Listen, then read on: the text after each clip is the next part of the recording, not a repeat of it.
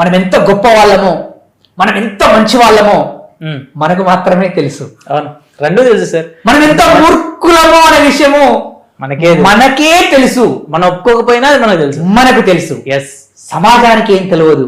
కాబట్టి నీలో ఉండాల్సిన ఏంటి, నీలో ఉండకూడనివేంటి, నీలో ఉన్న లక్షణాలు ఏంటి, నువ్వు సంస్కరించుకునే విషయాలేంటి అనే విషయాలను తెలుసుకోగలగాలి.